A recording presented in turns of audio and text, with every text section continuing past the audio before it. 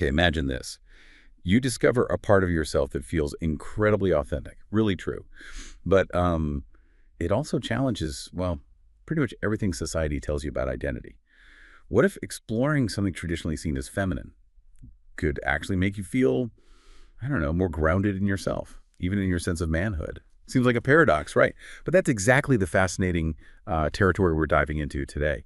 Our deep dive is all about unpacking the really rich emotional side and also the practical stuff for heterosexual men who cross-dress and are learning to apply makeup. It's this compelling spot where identity, self-expression, and, dealing with society all meet. Yeah, and we've got a fantastic guide for this conversation. It's a piece by Gender Benson called Makeup and Manhood, Learning Feminine Skills Without Losing Yourself. And it's just full of really thoughtful reflections, nuanced insights, and honestly, just genuine encouragement for anyone on this kind of personal journey. So our mission today for this deep dive is really to pull out the key insights. How do you navigate this really personal path? We want to understand how you can embrace expressing yourself, figure out identity stuff, and do it all without that nagging feeling that you're somehow losing a part of yourself. Basically, we want to uncover some maybe surprising facts and definitely some practical ways forward for you, our listener. So the source kicks things off with a really crucial point. For a lot of heterosexual men who cross-dress, it's way more than just, putting on different clothes. It's genuinely an exploration, right? A personal journey. And often it's kind of a delicate balance between two different worlds. And within all that, applying makeup often becomes this key gateway, a way to expressing something really authentic. It's not just decoration, it feels profound. And that brings us right to the core of the emotional challenge here. How do you lean into femininity, which makeup, let's face it, signals very clearly, without feeling like you're giving up your core self or even your manhood? The article really highlights makeup's power. It can transform, sure, but it also has this unique ability to conceal or even reveal parts of who you truly are. Yeah, for many men on this path, learning makeup is often described as a kind of rite of passage. It's a skill, and mastering it can bring this huge boost in confidence, open up new ways to express yourself. The tricky part, though, is that makeup is just so deeply coded in our culture as feminine.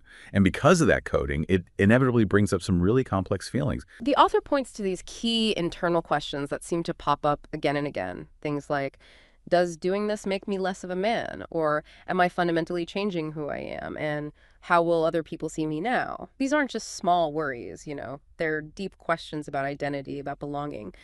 The main insight here, I think, is that this journey into feminine aesthetics, it's really, at its heart, a profound process. It's about emotional self-discovery, about acceptance.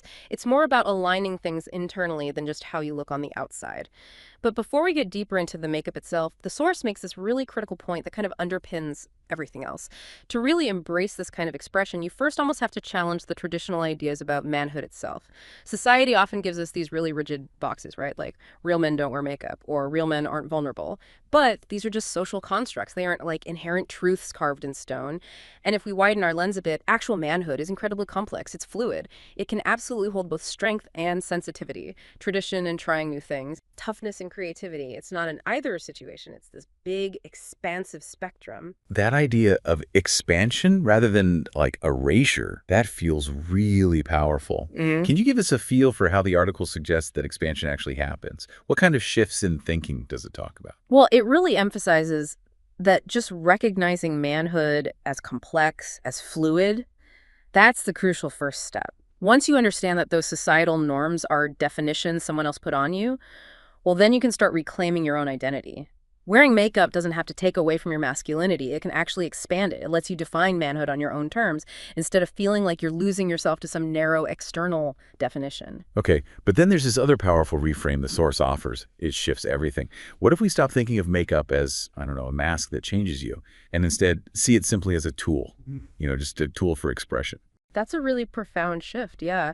Because when you see makeup as a tool, it changes. It goes from being something that fundamentally alters who you are to something that can, accentuate features you like, highlight your personality, and ultimately just help you present yourself in a way that feels more joyful, more authentic. It becomes about bringing out parts of you, not covering them up or replacing them. And the article gives such clear examples, too. It's not always about a total transformation. It could be something really subtle, like a bit of contour to define cheekbones, or just some concealer for blemishes, or even a light touch of mascara just to open up the eyes.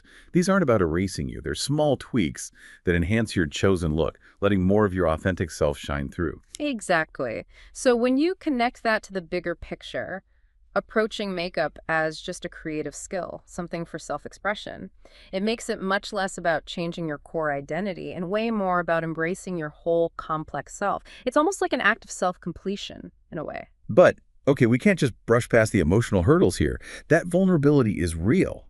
And that fear of judgment from friends, family, society, that's a very understandable, significant obstacle. Yeah. How does the article describe the nature of that fear? What's really going on there? The author talks about this internal tension that many men who cross-dress feel. It's that deep desire to express their feminine side, sort of battling against the fear that doing it might undermine their social standing or maybe even their self-respect. And this tension gets particularly sharp with makeup, precisely because it's such a strong visual signal of femininity. It can feel like you're directly challenging these deeply ingrained ideas about what it means to be masculine. Right, and the article offers some really vital ways to navigate this. Patience, first off, and self-compassion. Those are crucial. It's totally okay to feel unsure. It's okay to experiment in private before you even think about sharing it publicly. And another key thing highlighted is building a supportive community, whether that's online or in person. Having that connection can seriously reduce feelings of isolation. It provides validation. And that kind of leads to what the source calls the beautiful aspect of cross-dressing, which is the chance to really explore both masculine and feminine energies within yourself. So makeup doesn't force you to reject masculinity. It just invites you to sort of play with that duality. How does that blending, that play, actually help someone redefine their identity? Well, it helps redefine identity on your own terms because it demonstrates that these qualities aren't mutually exclusive, they can coexist. The source gives some really vivid examples of this blending in action, like wearing a bold, traditionally masculine cologne right alongside carefully applied eyeshadow, or maybe pairing a sharp masculine haircut with smooth foundation. It's all about finding a harmony between different ways of expressing yourself, and that leads to a richer, more nuanced sense of self that includes traditional manhood, sure, but isn't limited by it or by traditional femininity either. The redefinition comes from integrating these aspects, you see. Okay, so understanding that emotional landscape, the next logical step is, well, how do you actually start this journey? The article lays out some incredibly practical strategies for learning makeup while still feeling true to yourself, still honoring your manhood. Yeah, let's break those down. First, it says start small and build confidence. Like begin with subtle things that feel comfortable. Maybe just moisturizing, or a tinted lip balm, or a bit of light concealer. You can build up skills gradually, at your own speed, no rush. Second, find role models and tutorials that click with you. Look for makeup tutorials specifically by men who cross-dress, or maybe men who just embrace masculinity in more feminine ways.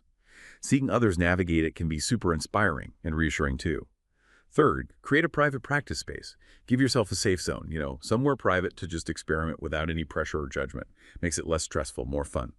Fourth, focus on self-care.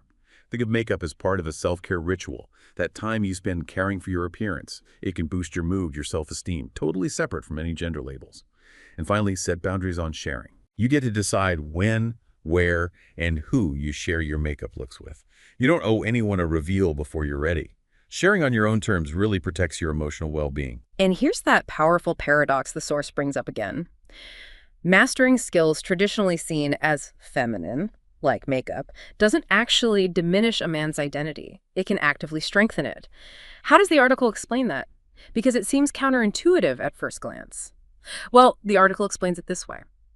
By mastering an art form that's traditionally feminine, you're fundamentally challenging these deep-seated societal norms. And in doing that, you're powerfully affirming your own individuality, that act of courage. It deepens self-respect, it builds resilience. And what's more, the process itself often teaches things like humility and patience, qualities that are often overlooked in those stereotypical views of masculinity, but they can genuinely enrich your identity way beyond simple labels. They make your sense of self more robust, more complex.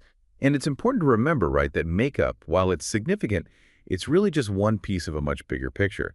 Cross-dressing often involves exploring clothing, mannerisms, maybe voice, even allowing yourself more emotional openness is broader than just aesthetics. Absolutely. And what's crucial to keep reinforcing is that each of these layers adds something to the experience of being true to yourself. The key really is allowing your authentic identity to just evolve naturally through these explorations, rather than feeling like you're losing parts of it along the way. And that whole process means respecting your own feelings, going at your own pace, and understanding that you absolutely do not have to fit into anyone else's neat little box for manhood or femininity. You're essentially building your own definition. So just to wrap up our deep dive today, learning makeup as a man who cross-dresses, yeah, it can definitely be an emotional ride, maybe challenging at times. But the source really presents it as this powerful path towards self-discovery and acceptance. It's truly less about losing yourself and much, much more about uncovering a fuller, richer self, one that beautifully holds both masculine and feminine qualities together. To reiterate that core point, your manhood isn't erased by makeup, it gets expanded. Your identity isn't diminished by learning feminine skills, it's deepened. It's really an act of courageous self-definition. And maybe above all, as the source so powerfully puts it, you are enough, exactly as you are. Whether you're adorned in lipstick or completely barefaced, whether you're in dresses or jeans, maybe just take a moment to consider the sheer courage it takes to challenge societal norms in such a personal, intimate way. And maybe think about how embracing different forms of self-expression, even the ones that seem contradictory at first, might lead to a more authentic, more resilient identity for anyone, whatever their own unique journey looks like.